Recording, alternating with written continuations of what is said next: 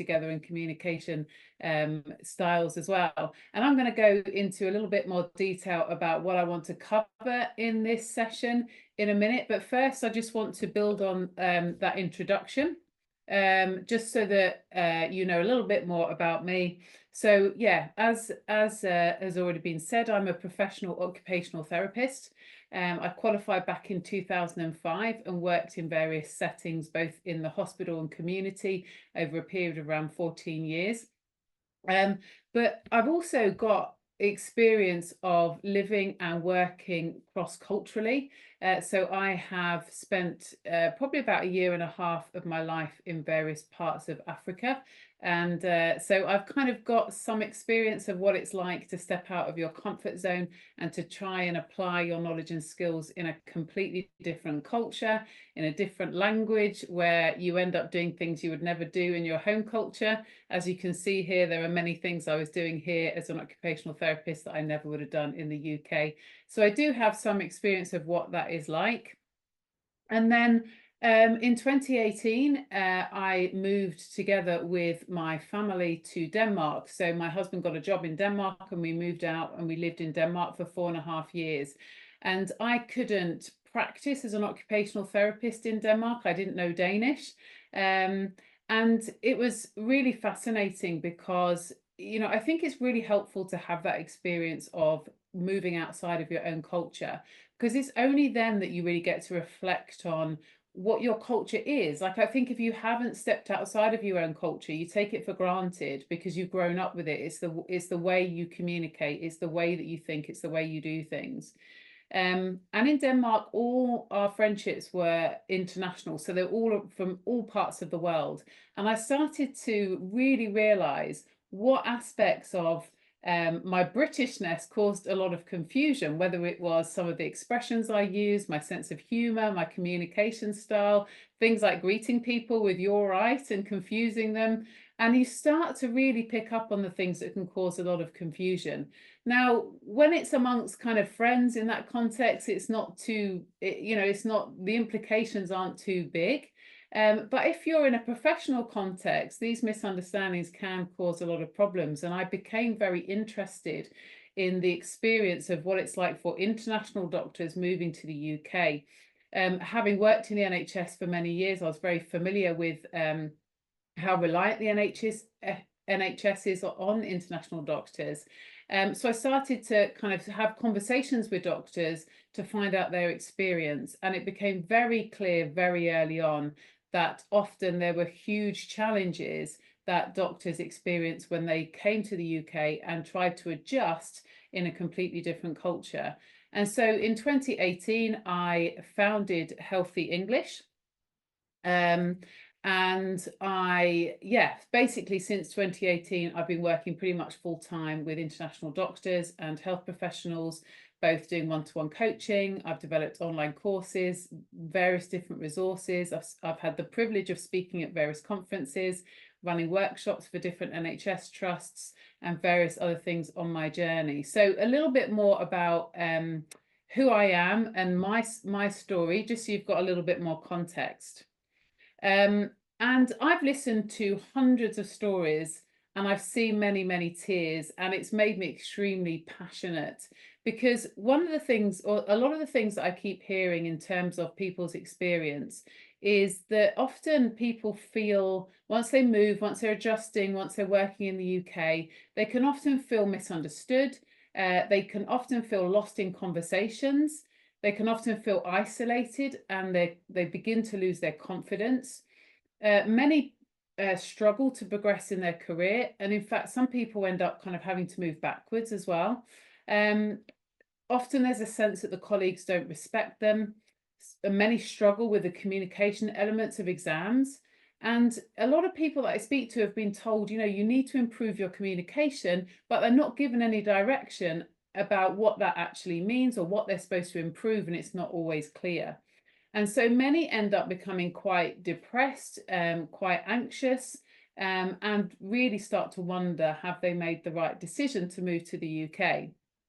And so I guess my mission is to try and turn that experience around for people. So I've worked with people from everything from not being in the NHS yet to all the way being in having worked for 17 years and everything in between. And I want to get earlier and earlier with that support, because I think if you can understand some of these things before you work in the UK, you're going to prevent a lot of misunderstandings. And for those already working in the UK, it can help to start turn some of those experiences around. And in my experience, the British communication style can underlie a lot of these issues, and it's not something that is really talked about. And so what I want to do in this session is I want to look at why it's important to understand the British communication style. So we're going to think a little bit about the why. And then I want to look at indirectness of British communication. And we're going to look at 3 key ways tonight that this manifests, this indirectness. And the 3 key ways are in the way that we give instructions, in the way that we approach and handle conflict, and in the way that we use understatements. Now, there's many more, but we don't have huge amounts of time. So I'm going to focus on these 3 because I think these 3 can make a big difference. So, and then we're going to think about how we can understand more clearly what people mean in a culture of indirectness. So, what are the implications for our practice? So if we are living in a culture and working in a culture where people are not communicating clearly, how do we compensate for that? And then just at the end, I'm going to share with you a fantastic opportunity. If you're interested and you find this helpful and you're interested in gaining more direct support from me, then I've got a fantastic opportunity, and then I can answer any questions as well. So hopefully it will be useful. So feel free to ask questions. We'll have some dedicated time, I'm sure, for questions at the end. So let's start with this. Why is it important to understand the communication style? So why is this topic important? Well, as I've already mentioned, British people generally don't communicate directly. All right. If we were really clear and we said exactly what we meant, this wouldn't be an issue. But unfortunately, we don't. So it's really important to understand this. And it also helps us to interpret what people are saying. It helps us also to adapt our own communication style. So once we can be aware of the communication style and what's valued, we can also adapt our own communication to come across in a way that's going to be well understood and well valued. It's going to reduce a lot of misunderstandings. It's going to improve relationships and teamwork. Okay, and that's really, really important. And then all of that, what does it do? Well, it improves the outcomes for our patients, and that's what we're all passionate about at the end of the day. And there's many, many more things, I'm sure, but these are some of the main ones. Now, before I go into this, what I want to say is that I am talking generalizations, and that's really important. There are always going to be people that break the mold, that don't communicate with this indirect style. There are going to be people that you will come across in the UK that speak very directly, but that isn't the norm, and they will often stand out. But I do want to just point out that we have these are generalizations, but they're important generalizations. Now, the issue is that when you put 2 cultures together, one where direct communication is valued and the other culture where indirect communication is valued, you get a clash of cultures. Okay, you get a kind of clash, and that's when problems arise. Okay, so it's not that there's one right way of communicating, it's just that they're different. And so in the UK, generally people try to soften language. We try to come across as diplomatic. We try to come across as polite. And we're kind of trying to come across as nice. But that can very often be interpreted as being insincere for people that are not used to that communication style. And on the flip side, people that come from a communication style, a culture where communication is very direct, so they say exactly what they mean, they get straight to the point, and that's very valued in their culture. unfortunately, in the UK, it can come across as very abrupt and quite rude. Now, there's nothing wrong with either communication style, but the problem is when they come together and people are expected to understand each other's styles and they don't. And there's many, many examples throughout history, both in politics, throughout the war, in business, where different cultures have had to come together and work together. And there's been huge issues because they've not understood and valued the different ways that they communicate. So it's not about saying that one is better than the other. And I think it can be helpful to reflect on your own communication style. So as we're going through this, you can be thinking, you know, what communication is valued in my home culture? Because once you're aware of that, you can begin to understand where some of the conflict might come when you adjust to practice in the UK. Okay, so I have this analogy of fabric softener, which I think is one of the best ways to kind of help you understand what I mean here. So what do I mean when I say fabric softener? Well, fabric softener is what you add to clothes to make them soft and fluffy and comfortable and smell nice. Right? I don't know if you use fabric softener in your clothes, but it's an addition to the washing powder. And it means that the person that's wearing the clothes, they put them on and they feel comfortable and nice and they smell nice and they're cozy and they're soft.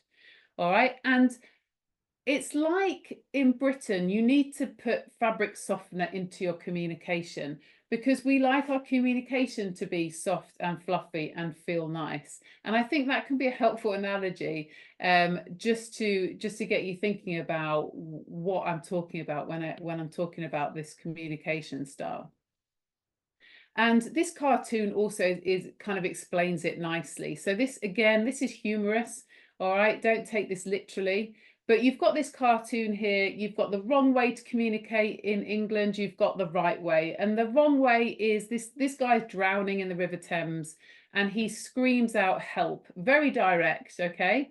And you've got this British man in his bowler hat walking past. I'm not going to help him. That's just rude, shouting at me to help, right? And then on the right side, you've got this guy, he's drowning in the Thames and he says, "Excuse me, sir, I'm terribly sorry to bother you. I wonder if you would mind helping me a moment, as long as it's no trouble, of course." And the British man in his bowler hat is, "Oh, I'm very happy to help this man. He's so polite, I'm going to throw him the life ring." Now, please, this is humorous. I have had people ask me in the past, does that mean if I'm drowning, I need to be... No, if you're drowning, please scream help. People will help you. I really hope they will. They should do. But so it is humorous, but it's raising this point about the kind of style this that we value in the UK. Now, it's really important to say at this point, there are definitely situations where direct communication is absolutely valued and absolutely important. And you can probably think of those situations yourself. Emergency situations. If you've got a patient that's crashing, if you're dealing with a patient that's very acutely unwell, you are not expected to be like, "Oh, please, could you just pass me the adrenaline? That would be so kind of you." All right, absolutely not. There are definitely those circumstances where being direct and clear and straight to the point are absolutely the way to communicate in the UK. But outside of kind of emergency situations and perhaps more official situations like giving a handover where you want to be kind of clear and to the point, generally this indirectness, this politeness, this softening of communication is deeply ingrained in British society. And we're going to look at three important ways that this indirectness manifests. So let's talk about instructions first. So giving instructions.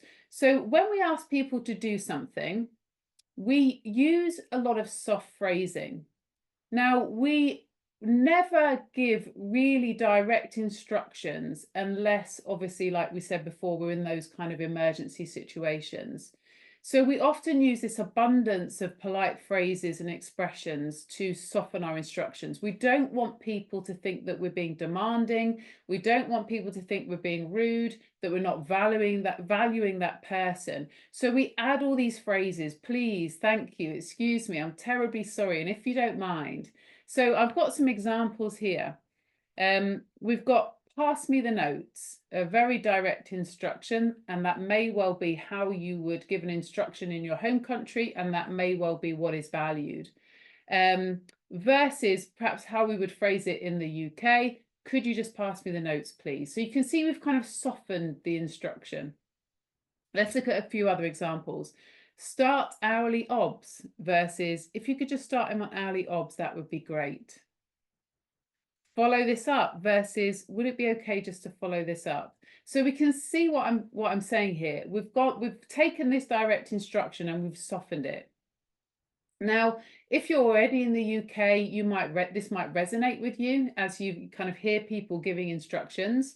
There's one more example here. This is something you might say to a patient: get on the bed versus if you could just jump on the bed for me, please. Okay, so.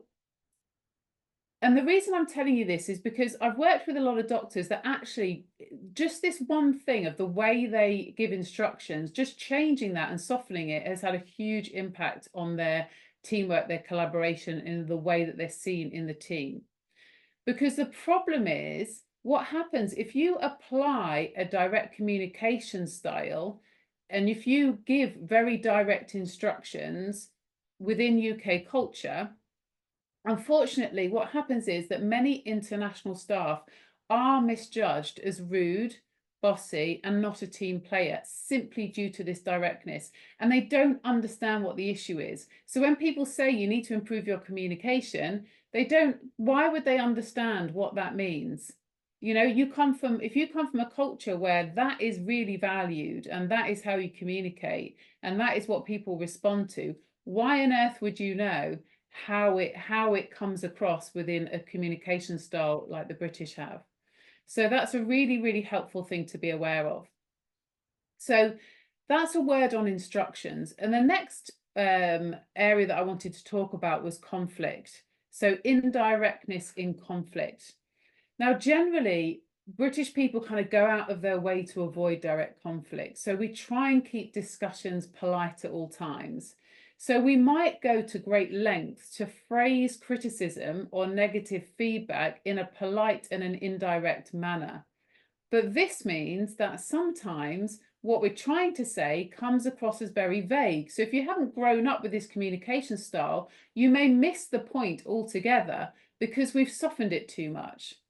And there's a really great example that Very British Problems give us. I'm just going to click this on. So this is an example of email translations. Now, Very British Problems, Walid will already know this. I always recommend it because it's a great insight into British culture, British humour, and our kind of quirks and our communication style. And this just helps encapsulate what I'm talking about here. We've got email translations, the kind of things somebody might say in an email and what it actually means, right? So I was under the impression, translation, I'm furious. As per my email, translation, I'm furious. With respect, translation, I'm furious. While I appreciate, translation, I'm furious. As I'm sure you're aware, translation, I'm furious. So the point he's getting across here is that we won't directly say, I'm really angry, this is not right. Very rarely will we do that. And so we dress it up and we kind of soften it. And we sometimes make the point in such a kind of disguised way that you don't even realize the person is angry. So the first part of this is actually just being aware of how things can be phrased when there is disagreement or when there is conflict. So what are some of the things that you might hear when it comes to patients and colleagues when there's disagreement or conflict? So let's take some colleague examples. A colleague might say you've done an audit and you give it to your colleague to look through and they say, yeah, I mean, it's a good start. And you think, brilliant, I've done a really good job on this. And they mean it's a good start, but there's a lot of work that needs to be done, but they're trying to be positive. Or you might hear something like, it needs a bit of work. It does need a bit of work. And you think, great, it's great. There's only a small number of changes that need to happen, but they're using an understatement. And we're going to talk about understatements later. And actually what they mean is it needs a lot of work, but they don't want to say that directly. They're trying to be polite. Or, it's an interesting point. I totally disagree with you. I hear what you're saying, but yeah, I don't agree with what you're saying, but I'm going to be polite and acknowledge that you've said it. Okay. If you have time, you might want to consider doing this. Now, this is a really important one because what often confuses people is that sometimes in an effort not to be too direct, we will phrase an instruction or a piece of advice that we are saying you need to follow in a way that it's optional. So a lot of people have been confused by this. So somebody might have, a supervisor might have said to a doctor, next time you might want to consider doing this first. And of course, the wording suggests it's an optional thing, right? This is something for you to consider, but you can either choose not to or choose to. And then they've got into trouble because they've not done the thing that they said they might want to consider because they've seen it as a choice. And actually, that person meant you need to do this. Next time, you should do this first, but they've not been direct about it. So sometimes, again, things will be phrased as optional when actually they're giving you clear advice of things that they want to follow. So it's helpful to be aware of that sometimes the true message can be disguised in what sounds more positive. But what about if we need to address disagreement or conflict in a culture where conflict is often avoided? So when it comes to addressing conflict, just a few pointers. So what is the best approach in a situation where there is something you've disagreed with or there's some confrontation? What we don't want to do is come in very direct and very aggressive or very confrontational, because what's going to happen is the other person's going to go very much on the defensive. They're not going to listen to your point of view, and the discussion's not going to be productive. So we want to approach the discussions in a way that is going to be productive for both of you. And I'm mainly talking about colleague situations here. So pointers for disagreement. First of all, listen to and acknowledge their perspective. This is the way that a successful kind of confrontation and disagreement occurs in the UK. First of all, listen and acknowledge their perspective. If you don't let them speak their part first and you don't listen to their point of view, then they're not going to listen to you. They're going to be frustrated that they've not been able to say what they wanted to say. It's important to keep a calm tone of voice and an open posture. And it's important also to remember that British people kind of like a personal space bubble. We're not very comfortable when we're very close to people. So if somebody stands close to us, we feel quite unnerved and we find it quite confrontational and quite uncomfortable. So we do like this kind of little bubble around us. So just make sure you're not standing too close to the colleague. And approach the situation with curiosity, not accusation, and soften your language. And I'm going to give you a few kind of examples to help you understand what I mean. So these are kind of the kind of phrasing that would be a good approach in these situations. So you might have a colleague where they've made a decision that you disagree with and you want to find out why they did that. You would have done things differently. I thought it was interesting that you chose to, Can you just explain? Because I would usually do this first. So notice you're approaching it with curiosity, not accusation.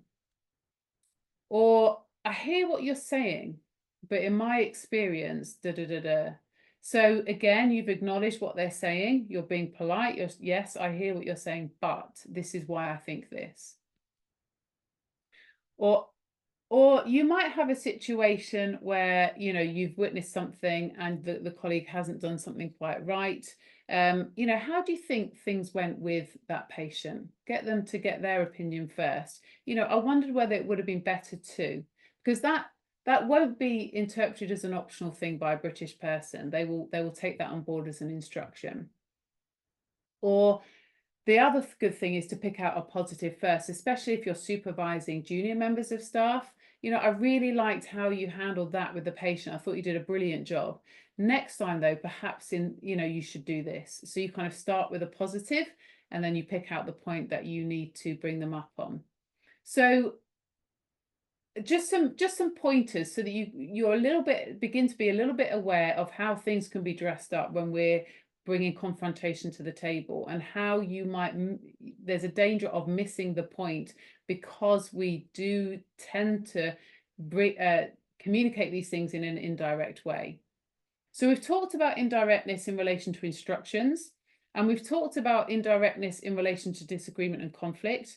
And now we're also going to talk about another way that our indirectness manifests, and that's with our use of understatements. And this is really, really important.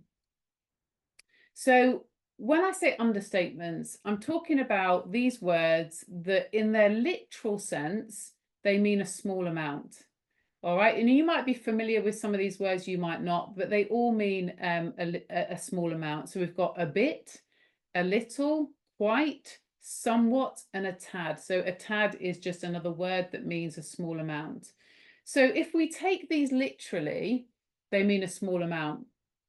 The problem is that British people often use these in their opposite sense. They are using them in the context of an understatement. They are playing things down.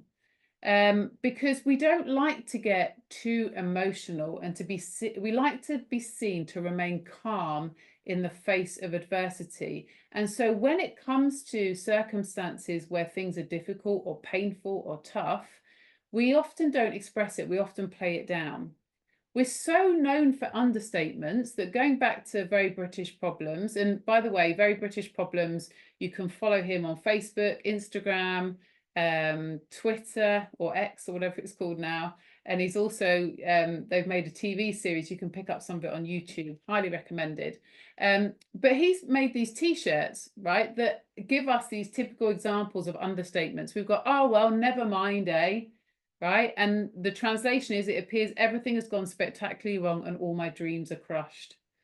Okay, and we've got, it's not quite what I had in mind. What the bloody hell is this? To be honest, I felt better. Translation, I'm quite surprised I'm even alive.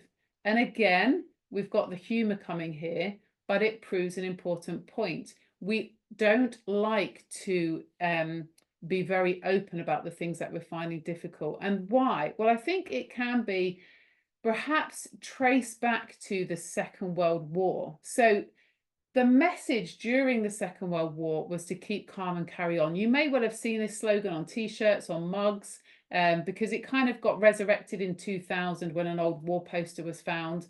So there was this sense of putting your head down, not making a fuss, getting on with things. We've got this picture of a lady. She's kind of having a cup of tea on a house that's been destroyed by a bomb. She's got her hair done up. She's gonna get on with things. And this poster, this kind of message was produced in the build-up to the Second World War in 1939, and it was an appeal to the British people to maintain their resolve in the face of an impending crisis. And another message that was said at this time was, your courage, your cheerfulness, your resolution will bring us victory. So remaining calm in adversity was really applauded and encouraged as a way to survive the war. And I think there's still this strong value that's placed on this.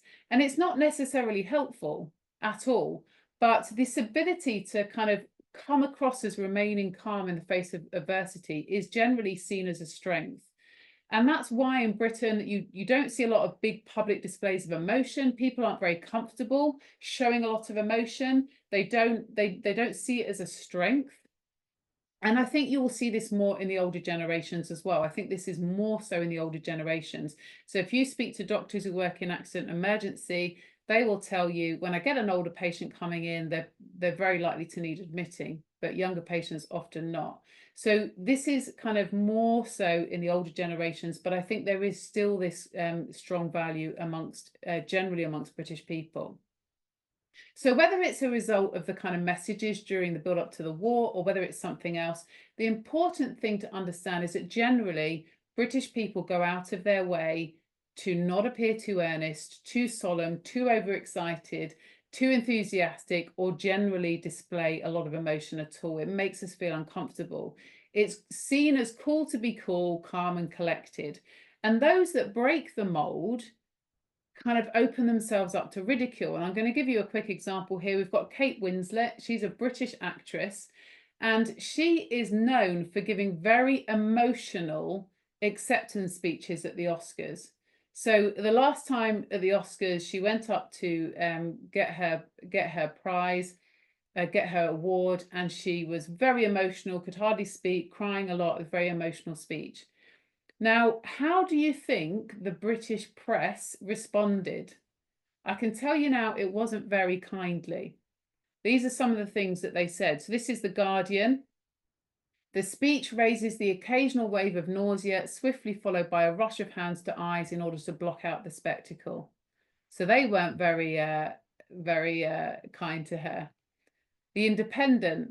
The speech would make a corpse wince with embarrassment. It's us, her loyal British fans, to whom she should apologise. We expect less of you, Kate, much less. And then The Mirror. If Kate Winslet ever did an acceptance speech that didn't involve a bit of dramatic breathing, looking overwhelmed, a good amount of cheese, we'd be well disappointed, which is why this morning we are feeling positively not disappointed because Kate has delivered again. Thanks, Kate Winslet. Very sarcastic. So you can see how this kind of display of emotion isn't valued in British culture, rightly or wrongly. But what do you think the American response was? They found her speech utterly endearing. And if you look at a lot of American actors and actresses, they will give similar emotional speeches. That being said, there are the occasions where it is acceptable in British culture to show big public displays of emotions, mainly during football games. So there are occasions, right? And England are now through to the final. You might have heard that. During big sporting events like this, or things like music festivals, you will see grown British people hugging each other, kissing, putting their arms around each other, the most un-British thing you can actually imagine. But in that corporate sense of corporately celebrating, then that is okay. But when it comes to personal things, then we have this pressure to come across as calm, cool, and collected. So just an important thing to be aware of. And there's some really famous examples of classic British understatements. This is one by Brigadier Thomas Brodie in 1951. He was part of a 1st Battalion, the Gloucestershire Regiment. And there were 650 soldiers in his regiment, and they came up against 10,000 Chinese soldiers during the Korean War. So 650 soldiers against 10,000 Chinese soldiers, and he puts this in his journal. A bit sticky. Things are pretty sticky down there. Now, sticky is a phrase that we use when, to describe something difficult, trying to walk through something sticky. Well, things were a lot more than a bit sticky, weren't they? But this is kind of how we phrase things. This is another one. It's a British pilot in 1982. He was flying a British Airways flight from London to Auckland and got caught in a volcanic ash cloud. All 4 engines failed. And he says this across the tannoy: "Ladies and gentlemen, this is your captain speaking. We have a small problem. All 4 engines have stopped. We are doing our damnedest to get them going again. I trust you are not in too much distress." And this last one is an example that I saw in a local newspaper when I lived near Sheffield.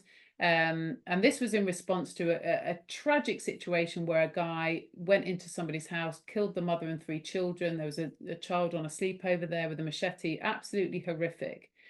And the neighbour is reported as saying this: "It's a bit too close. I know about the ages of the kids, and they're not very old. It's quite sad." Now, he doesn't mean it's quite sad. He means it's horrific, and he's absolutely horrified by it. But I want to just try and demonstrate to you how understatements are used. It doesn't mean that he's only a bit sad, okay? It means completely the opposite. But this is often how we don't use often these big adjectives in these situations. So how might this manifest in patient interactions? So let's look at some patient examples. These are some of the things you might hear. "I've got a bit of discomfort in my back. I've been feeling a tad under the weather. I had a little mishap and twisted my ankle. I've had a few minor issues with the medication." All right. Notice all those words there that mean a small amount. What might your colleagues say? I've noticed you've been putting a few extra hours in lately. Last night was quite eventful, wasn't it? You seem you seem to have quite a few patients to discharge today when you have 50. I was a bit frustrated when he didn't offer to help at all. I was really, really angry. I admit I was a tad stressed when the relatives started shouting. I was really stressed. So in all these contexts, we're likely hearing understatements. So that word a bit, a tad, actually means the opposite. So there are a few occasions where we will use overstatements. We'll go to the opposite extreme. What are these contexts? These are the trivial things. These are the things like the traffic or the rain, right? Or staying in a queue for half an hour. So we'll say things like, oh, traffic was an absolute nightmare when we were 10 minutes late. Or, oh, I had to stay in the queue for hours and hours when it was just 30 minutes. Or, oh, the rain, oh, it's absolutely pissing it down. I got absolutely drenched when it was raining a bit. All right. So we do use overstatements, but only in these kind of trivial circumstances that we can all collectively moan about. But when it comes to ourselves and our personal situations, we have this need to try and come across that we're calm, we're coping, we're okay. It's that stiff upper lip thing that the British are known for. So in a culture where you can't always trust the literal meaning of what is being said, how then do we understand our patients and colleagues? That's the important question, isn't it? What can we do to be able to understand what our patients are really telling us? If we can't always trust what they're saying literally, what can we be doing to make sure we get the full picture? Well, the key is that we need to listen with our eyes. Now that sounds strange, doesn't it? How do you listen with your eyes? It doesn't really make a lot of sense. But there's a really great quote that says the key to communication is hearing what isn't being said. Okay, so how do we do that?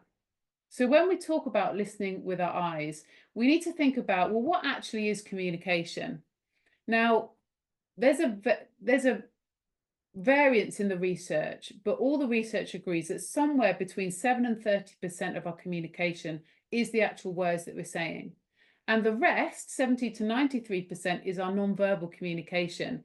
So actually only a very small amount of communication is what we're saying with our words anyway. And in a culture like Britain, where we're indirect with the words that we do say, we're probably closer to that 7%. So the bigger and the more powerful and the more trustworthy message comes from the non-verbal communication. That's both how we communicate and the communication that we're seeing from other people. So if there's a mismatch, we need to be tuning into that. If a patient is telling us one thing with their words, yes, it's a bit difficult, it's a bit sore, it's a bit painful, but then non-verbal communication is telling us a different story. We need to be paying attention to that. And so when it comes to non-verbal communication, we have 7 different aspects. We've got the tone of voice, we've got eye contact, facial expressions, gestures, positioning, posture, and touch. And these are the main areas of non-verbal communication. And I just want to pick out a few. Now, some aspects of non-verbal communication are valued differently from culture to culture. Eye contact is one of those where in some cultures, you would not give direct eye contact in certain circumstances, whether it's somebody from the opposite sex or somebody older than yourself. In British culture, it's very important to give eye contact in all circumstances. So there are some aspects of nonverbal communication that differ from culture to culture, but many also are valued across all cultures. So quickly, just let's look at tone of voice. So this is it's not what we say, it's how we say it. Now in Britain, it's very, very important to tune into the tone of voice. We rely on it heavily to decipher whether somebody is being humorous, whether they're being ironic, whether they're frustrated, whether they're in pain, whether they're friendly, whether they're annoyed, whether they're angry or anxious. Okay, and again, Very British Problems gives a good example of this. We've got, how's your day going? And we've got this classic British response, not too bad. That's kind of that's what I say all the time. Not too bad. It doesn't matter if my world's falling apart or whether I'm having the best day in my life. I'll still say it's not too bad. And he's got these 5 different translations of not too bad. Surprisingly okay so far, worst day of my life, spectacularly, it's exceedingly unremarkable, I feel nothing. Now, why can one statement, not too bad, mean all those different things? Well, it's the tone of voice, isn't it? So if somebody said, oh, how's your day going? And I say, not too bad. Well, I'm having quite a good day, aren't I? But if somebody says, how's your day going? I say, not too bad. I'm not having a great day. So tone of voice is really, really important. When it comes to eye contact, right? Now, it's highly valued in British culture to give eye contact. It communicates that you're engaged, you're listening. So if we're not giving good eye contact, then the message we're giving is that we're not engaged and we don't care and we're not listening. So if you have a patient that's not giving you good eye contact, we need to think about why. Are they anxious? Are they uncomfortable? Are they low in mood? Why aren't they giving good eye contact? Really important to tune into eye contact. And what about the facial expressions? What are the facial expressions telling us? What clues can we get from the person's facial expressions? Are they smiling? Are they just kind of have a fixed expression? Are they wincing? All right. It's very difficult to hide the true level of pain in facial expression. So if you've got somebody that's saying, yeah, it's a bit sore, but they're kind of, you can see, and their eyes are crinkled and they're kind of wincing, you can see the level of pain more accurately through their facial expressions. In the same way that if you're explaining something to a patient and they're kind of and you say, do you understand? And they say, oh yes, I understand, but they've kind of been staring at you with a slight frown and they've not been nodding, and they probably haven't quite understood everything you've said. So we need to be tuning into the facial expressions. And then positioning and posture is also really important. Are they hunched over? Have they got a closed posture? Have they got an open posture? Are they holding themselves? Are they limping? I'll give you an example of my mum. Okay, now my mum is an absolutely great example of a British person who plays things down, doesn't like to make a fuss, will use massive understatements whenever it comes to anything about herself. And she had her hip replaced during COVID, and before that, she was in an incredible amount of pain. And I used to say, "Oh, mum, how's the pain? How's your hip?" And she'd be like, "Oh, yeah, it's not too bad." But she'll literally struggle to stand up. She'll be limping across the room. She'll have a pained expression. I know that her pain is incredibly bad. All right. I can see that through her nonverbal communication. What she's telling me verbally is not the true story. And so I'm just going to finish with a few examples just to get us thinking. So you have a patient, you've explained something to them, maybe it's a procedure, and they've been staring at you the whole time. They haven't been nodding. They've had a slightly kind of frowned expression, and you say, "Is that all clear?" And they say, "Yes." You say, "Are you sure? I'm very happy to answer any questions. I know it's a lot to take in." You need to encourage them. You need to give them permission. It's okay not to understand. All right, because they've not really given you any indication that they have followed you and they have understood. So you might want to check their understanding. You might want to say to them, do you want to just repeat back to me what I've said to you so I can check your understanding? Or you've got a patient that says, yeah, the pains, yeah, it's been a bit painful, but they're holding themselves and they've got a pained expression, right? Well, that doesn't match what they're saying, does it? So we want to be asking questions. Tell me a little bit more about your pain. Is it keeping you up at night? Use a pain scale, yeah? Because you want to get this true picture of the pain so that you can treat them properly. Or you've got a patient who says, yeah, things have been a bit difficult since my father died, but they're not giving you eye contact and they've got a monotone tone of voice and they've got a hunched posture. Well, they're presenting as significantly low in mood, so we want to explore that. We don't want just to take what they've said for granted and say and accept that it's just a bit. So just some brief examples to get you thinking about how this might manifest in patients. So when you have these circumstances where you have a mismatch between what they're saying verbally and what the nonverbal communication is indicating, it's really, really important to explore that. And some of the things that we can do is to ask open questions and to prompt them. Just tell me a little bit more about your pain, or just tell me a little bit more about how you've been feeling. It looks to me actually that you are in quite a bit of pain. Sometimes people just need that encouragement, that permission. Use different scales, whether it's to pain scales or scales to rate mood. Those can be really, really helpful. Check in on somebody's understanding.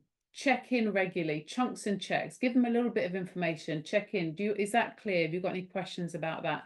And always, always encourage patients to ask you questions. Sometimes British people will say at first they don't have any questions and they need to be given a second chance. Are you sure? I'm very, very happy to answer any questions, because sometimes they're just trying to be polite, or I don't want to kind of keep the doctor, they're busy. Sometimes you just need to give that extra encouragement.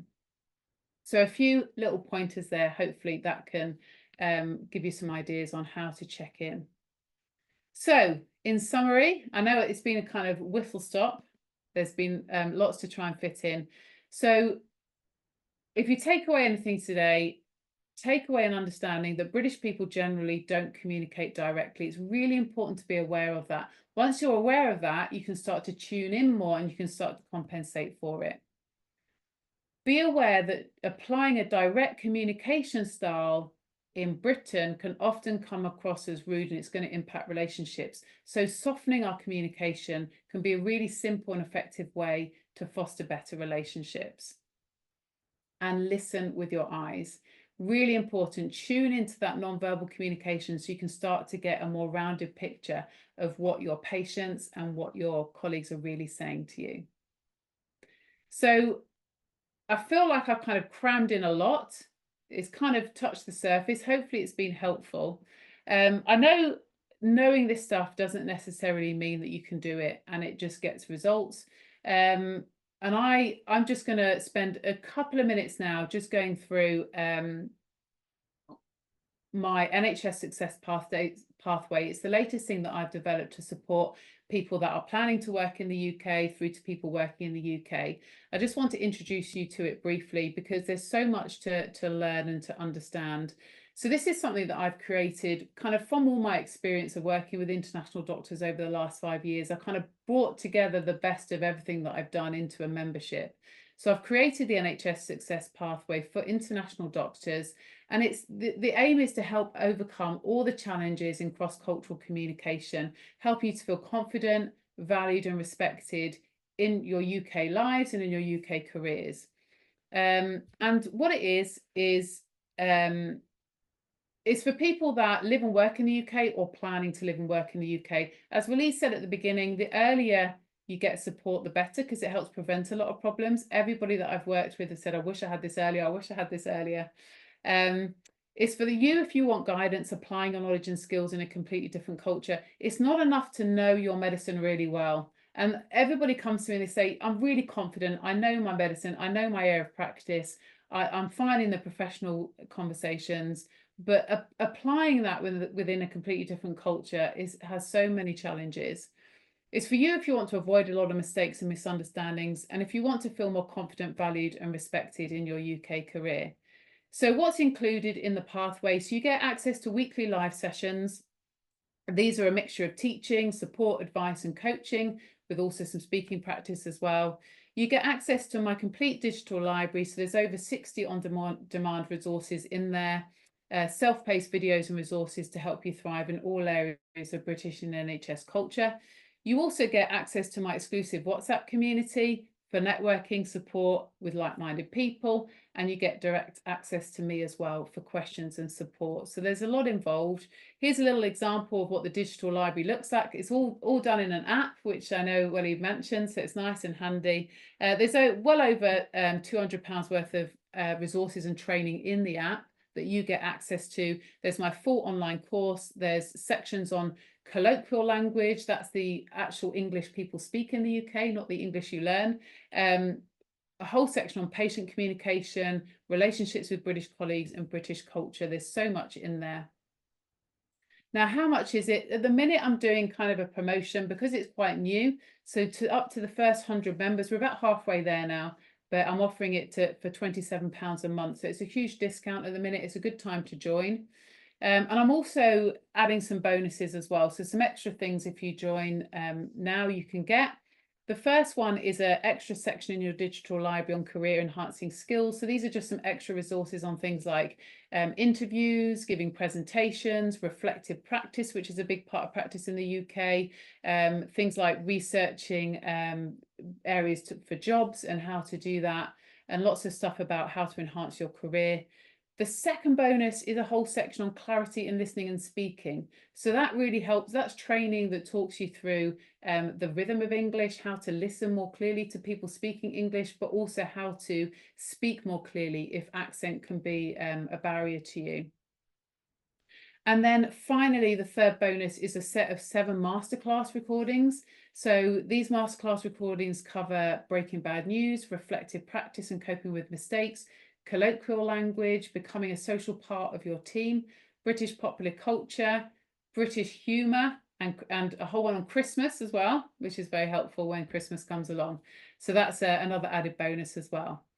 I also offer a 30-day money-back guarantee. So if you wanted to join the membership and give it a go and you decided that for any reason it wasn't for you, within the first 30 days, you just email me, I'll refund your money, no questions asked, there's no pressure. And of course, you can cancel your membership anytime anyway. So it's a good time to try it out if you feel like extra support would be helpful for you.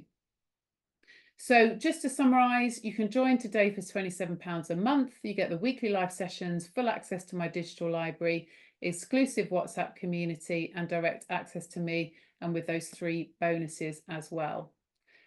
So what I'm going to do is I'll leave this, there's just some kind of things that people have said about working with me. I've got a link that maybe I'll just put in the chat, and then I'm very happy to answer any questions as well. I'd love to answer questions, but I'll Fabulous. just put I'll put the link in the chat now in case anybody wants to go and check it out. Sure. Okay, fantastic. Thanks so much, Rich. That was very comprehensive, yet in an easy way. So, Shall I perfect. stop sharing my screen? That might be. I did that. Maybe you would like to share it again? Yeah. Yes, please. Go ahead. So, while you're bringing your screen up, I would like to declare that I have no conflict of interest, and I paid my course fees with Rachel, so I'm not sponsored by her. She's here just because I know she's one of the best, if she's not the best, delivering that one. So there's no personal conflict of interest with any of the speakers that will be here. And second point, as you all aware, all our lives we are jumping between different learning curves. So welcome to a new learning curve, is how to master the British way of living and the British way of communication. Hope you can bring your screens back, Rachel. Can you? Oh yeah, sure. Sorry. Yeah. Hold on. So I have a few questions here. Yeah. I'm personally interested for you to reflect on a few points. It's not uncommon for us to have someone joining our team, so we teach him. While we teach, we do a debrief. So in our countries, we see it in a very direct way.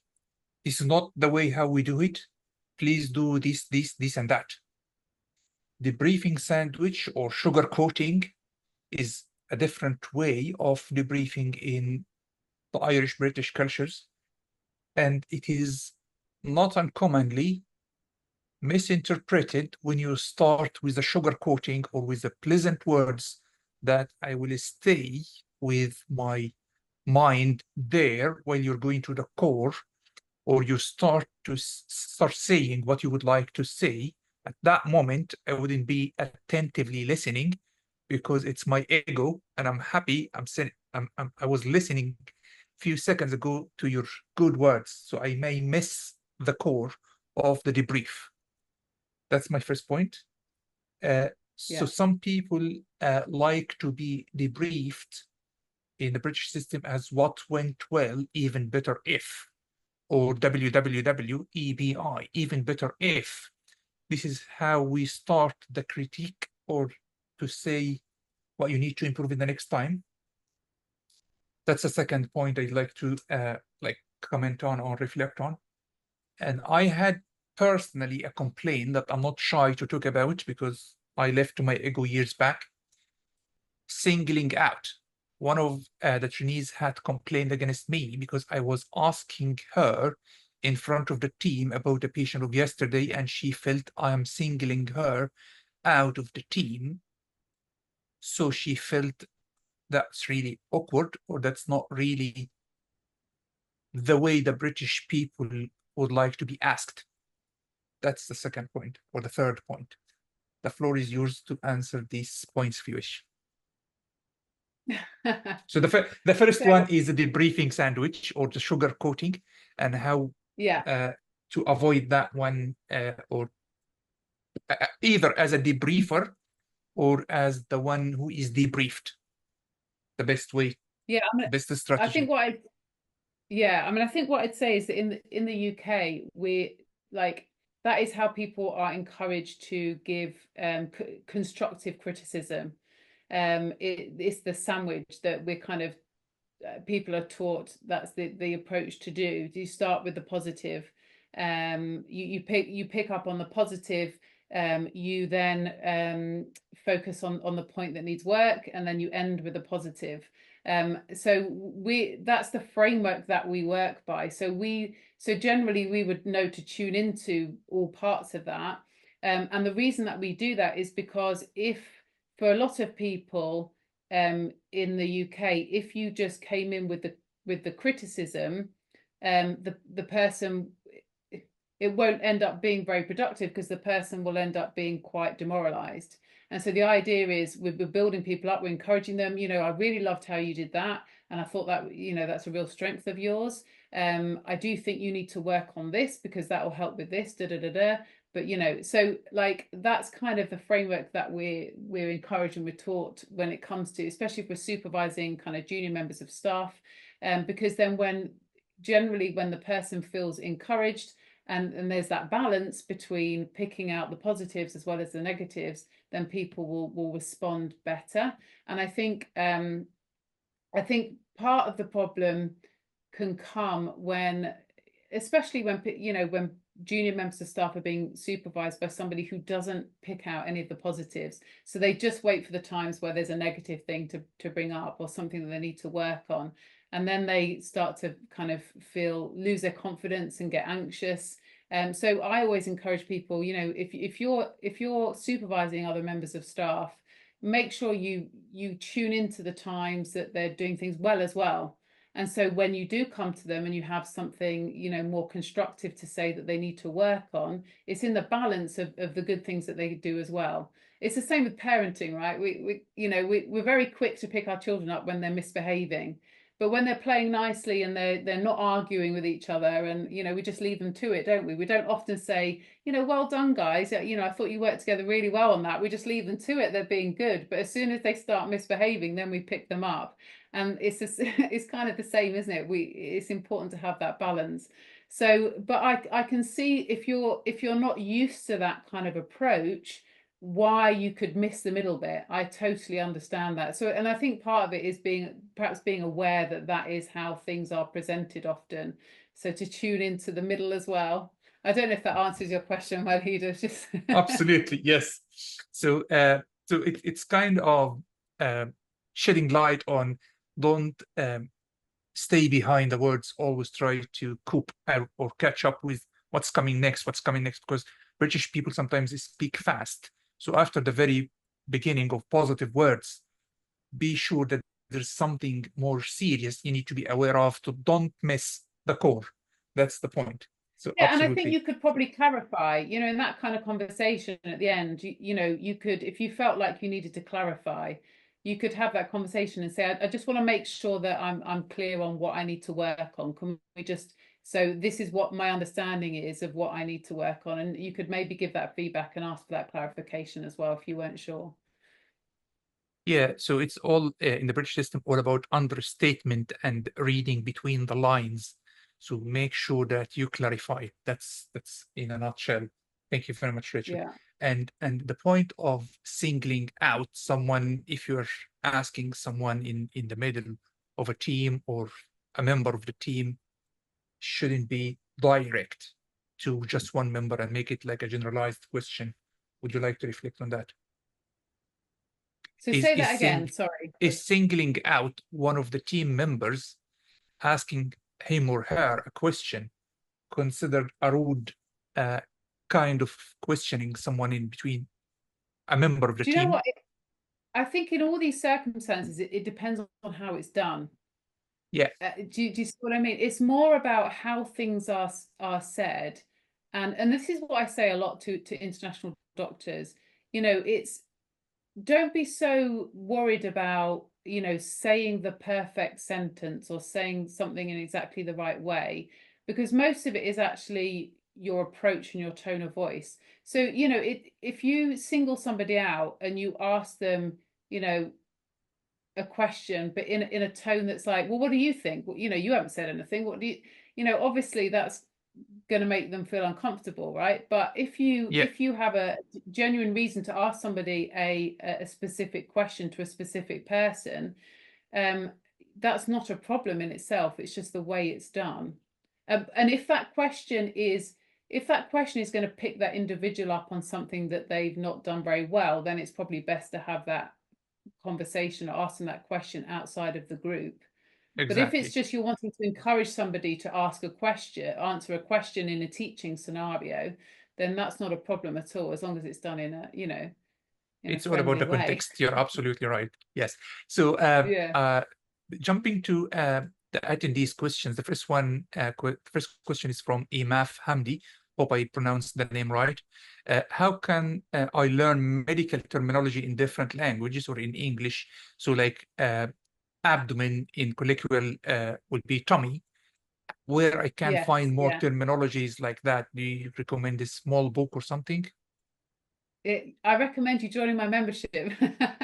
No, I do Yeah. actually have I have actually developed a whole guide for doctors on colloquial language that is in the resources, and it's sectioned off into body parts, into emotions, expressions for pain, and it looks through all the main colloquial terms. And that's one of the things we do, isn't it, every week as well, Walid, in the WhatsApp group, I Indeed, share an expression of the week. So I indeed. think you can also, I mean, you can also Google search. There are various resources online. You know, it just takes time, doesn't it? But you can kind of Google search, you know, layman's terms for abdomen. Um, the more you can, yeah, when you practice in the UK, patients will not use those terms. They will not, you know, use the kind of official terms, and there will be a whole series of expressions for every single body part. And there will be a whole series of expressions for every different kind of symptom and condition. So the more you can be aware of some of those, um, the easier it's going to be. And I think there's, you know, there's strategies that I talk about in my training. One is actually helping you um, understand all those expressions and giving you the resources that lay them out, but also what do you do when you come across expressions you don't understand? Because you need both, because you're never going to learn all the expressions. Even myself, I'm learning new expressions. My husband taught me a new expression today. It's like a northern expression. I can't even remember what it is that described a silly person. It was a word I'd never heard of. Even I'm learning new terms. So you're never going to learn all the expressions. You can be proactive, and especially what I would do is pick your area of medicine. You know, if you work in obs and gynae, you want to know all the expressions that people are going to use for their, you know, for their private parts, for urinating, for, you know, all those kind of things. Focus on the ones that are most relevant to your practice. Um, so be proactive about building up your knowledge of those expressions, but also it's about having the strategies to deal with situations when patients use terms you've never heard before. And I think having both means that you can kind of cope with those situations a bit better. Yeah. Yeah, I mean, So I genuinely don't know. I mean, you can Google different stuff individually online. I have put lots of resources together specifically for that because I know it's a big issue. brilliant. Thanks for the comprehensive answer, Rachel. So I believe it's endless expressions. So I thought I know the term of to make urine is to pee, to wee, to go to the toilet, to go to the loo, to go to the jack for males.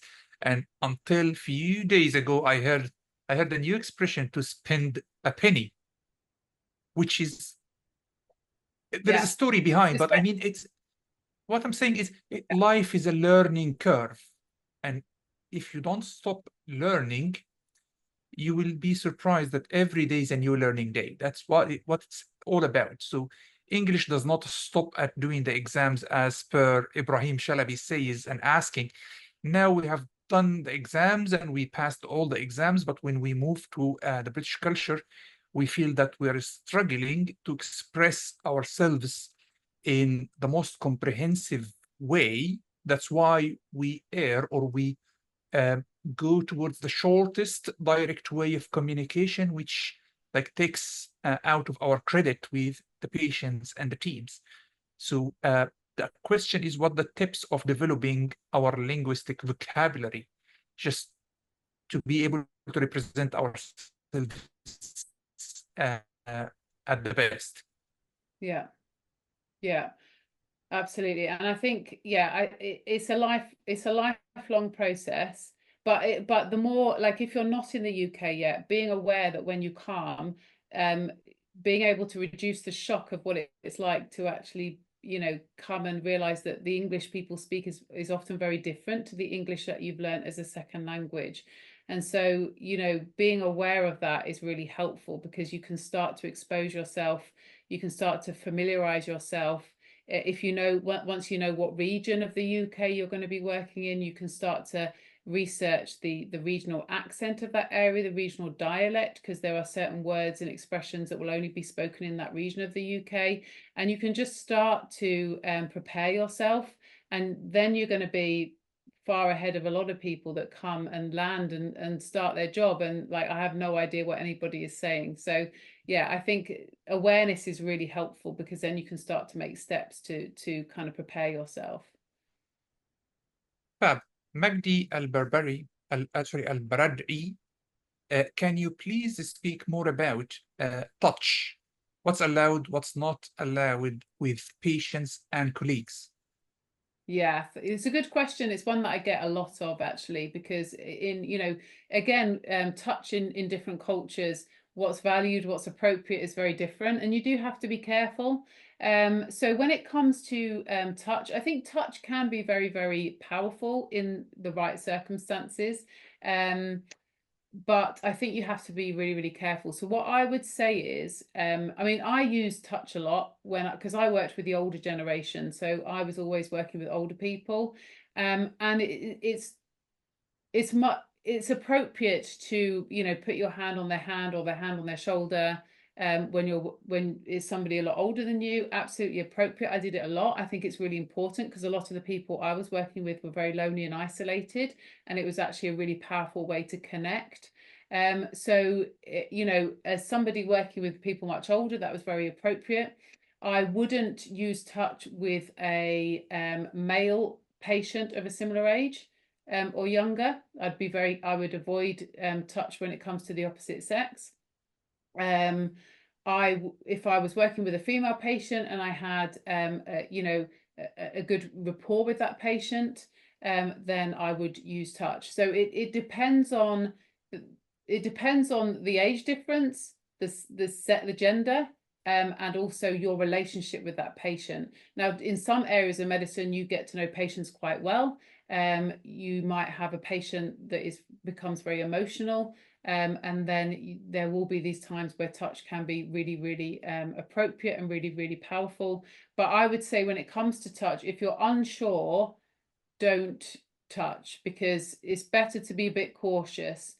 Because there's plenty of other ways that you can show empathy. If somebody's very emotional, they're very upset, and you're not sure whether it's appropriate to touch them, your tone of voice, your empathetic expressions, your posture, all these things, your eye contact can communicate empathy really powerfully without using touch. So if you're unsure, don't use touch. But if you're working with a lot of older patients, you know, it is very appropriate. But yeah, I would just avoid it when it comes to people of a similar age, especially of the opposite gender.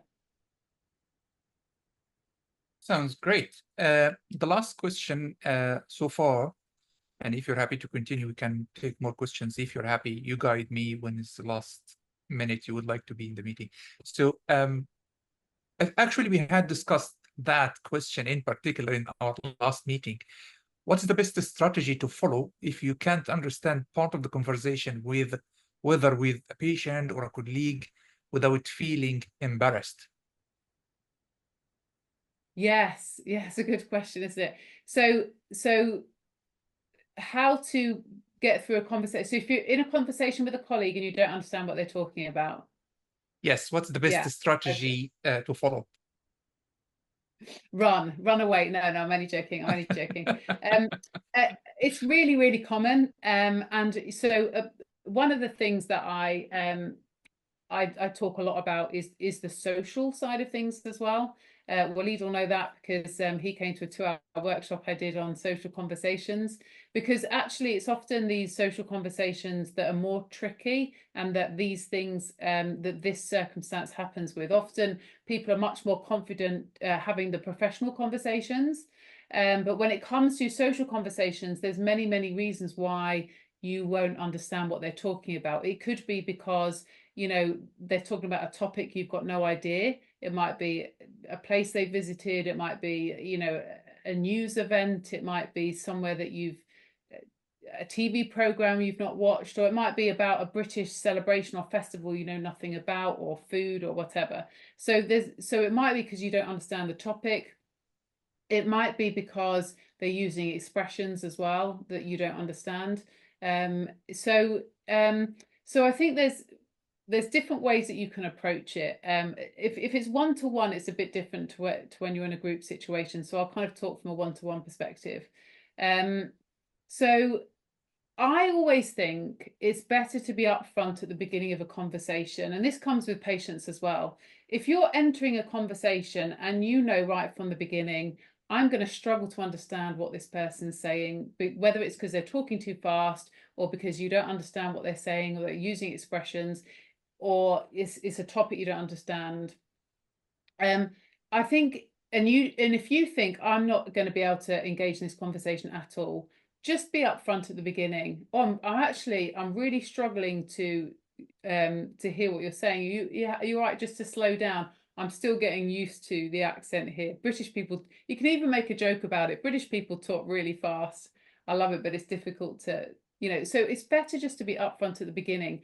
Same thing if you had a patient and you went to speak to them and their accent was really strong. They had a strong regional accent, and you can tell straight away that you're going to struggle to understand what they're saying. Well, rather than try and muddle through this really difficult conversation and feel anxious and awkward because you're having to ask them to repeat and then probably not understanding at the end of it what they've said, say right at the beginning, I just need to stop you there. I absolutely love your accent, but I'm not very used to this accent. Could you just be kind and speak really slowly to me, because I don't want to miss anything you're saying. Get it out there right at the beginning, and then the awkwardness goes away. They're going to understand if you ask them to repeat something. So when it comes to a colleague and they're talking about, if it's a topic you don't understand, you can ask questions and show interest. That's a way that you can engage in a conversation. I regularly have conversations with colleagues I don't, or people that I don't know what they're talking about, because I've not seen that program, or I've not seen that sporting event or whatever. I don't have live television, right? So it happens to me all the time. So you can show interest and you can ask questions. Oh, I've not heard about that, or what, tell me more about it, or would you recommend seeing that? So you can ask questions and show interest. You can also steer the conversation to something you are comfortable talking about, and there's different techniques to do that. You can do that. You can pick up elements in the conversation and use them to steer onto a topic you are comfortable talking about. If you're really uncomfortable, you can always make an excuse. Oh, I'd love to talk to you later. I've actually got to go because I've got got to see a patient, you could always do that as well. And I think when it comes to conversations with colleagues, there's ways that you can, again, be proactive. So you can take steps to find out more about British popular culture. That's one of the reasons why I do quite a lot of that, because if you understand more about things like the main sporting events, the traditional foods, the different celebrations and the different traditions that people have around Christmas, Easter, and all those celebrations, the more you build up your knowledge of these, then the more you're going to understand of the conversations around you. So there's an element of coping with those conversations you don't understand in the moment, and there's also the being kind of proactive so that you can be a little bit more familiar with the things that your colleagues will be talking about. So, I mean, that's in a nutshell. There's lots I could talk about that, but I have limited time. There's lots that I teach about that, but it is a hard thing, particularly with the social conversations. But what you don't want to do, and what happens a lot, is completely avoid them, because often what happens is people have a bad experience and they have a conversation they don't understand, and they just lose their confidence and then avoid every social conversation, and then it's just a negative spiral where they end up losing more and more confidence and becoming more and more isolated, and you need to then break out of that cycle. Exactly. So are you happy for one more question, Rachel? Yeah. Excellent. So from Haya Arafat, looks that she experienced a frustrated patient, and when she said to the patient, "I know where you're coming from," so the patient replied back, "No, you don't," angrily. So Yeah. her question is it wrong to say, "I know where you're coming from," or it lies in the context and the way she presents her answer or her comment? Yeah, I think that's a really good question. And I think the problem is that when you've got an angry patient, and I think what's happened is that patient has interpreted that as you saying that you've been in that situation, and perhaps the patient is thinking you haven't. So so I would kind of change the phrasing. So when you have an angry patient or an angry relative, it's always better to use statements like, I can see how upset you are. I can see how frustrated you are. So you're kind of acknowledging their situation, acknowledging their emotions. And you can say things like, I'm really sorry that you experienced this, because you can be sorry for that situation. But if you say something like, I know where you're coming from, or then you're kind of saying that you've experienced that situation yourself, and that's probably what. I mean, don't be hard on yourself, right? Because these are all learning experiences, and another patient wouldn't have minded you saying that at all, But sometimes, so don't be hard on yourself. Be kind to yourself. It wasn't a terrible thing to say. It's just that obviously sometimes when people are riled up and they're angry, then they can respond if they, and it's also the tone of voice you say things. So you can say an empathetic statement, "Oh, I'm really sorry that you're experiencing that," and you can say it in a way that is completely unempathetic, right? Because it's not just about the words, it's about how we're saying it. So we've got to make sure our tone of voice, our eye contact, our non-verbal communication matches what we're saying. So, I'm really, really sorry. I can see how frustrated you are. I can understand that you're very frustrated in this situation, but maybe don't phrase it as if you're saying you've experienced that, unless, of course, you have. Yeah, some people are like, really, when they are frustrated, they don't want even to establish conversation with anyone. So it is Yeah, hard, and whatever remember you that. do, Yeah, hard, whatever you do. And some people are like, have some psychiatric or psychological problems as well in the background, which makes them actually harder to communicate with anyone, even if you have the lingo of the country, and they still won't like you. exactly. And that's Yeah, not exactly. it's not uncommon with the increasing amount of stresses in the background with inflation and all that stuff. People are getting more easily frustrated nowadays. So it's not like before, and I find younger people are harder to communicate with and harder to convince with how happy we are to deal with them or to treat them. Like they don't trust the NHS like before. So if you Yeah. compare the Yeah, middle I think age versus the old yeah. age, it's more challenging. I think that's a really important point, and research shows that there's less trust amongst the younger generation than amongst the older Exactly. generation when it comes to the NHS. So the generations coming up are more skeptical, they're more demanding, I think, generally. Whereas the older generations kind of have a different attitude generally as well to the NHS. So yeah, but going back to that question, I think sometimes there are some situations where you can never say the right thing. It doesn't matter what you say, and sometimes, and I've experienced that. I've experienced relatives that are so angry that everything I said was turned against me, and so Exactly. it's not always what you've said. It's sometimes just the situation, and sometimes it's just about letting them get everything off their chest. So listening. Sometimes you just have to also leave them for a time. But yeah, so without knowing all the details, it's difficult then. Perfect. So I cannot thank you enough, Rachel, for your time and effort for this presentation. Really, really thank you for being with us tonight. And I can easily say not every single slide, every single sentence mentioned during this 50 minutes presentation or so, there is maybe a full talk on each of these sentences or these bullet points. And I know that because I had watched a lot of videos on the app already.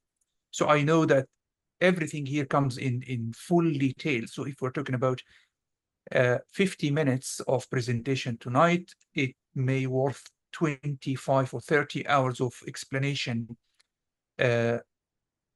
of these sentences mentioned tonight. So that's why I feel biased, Rachel, because I know what's in this program.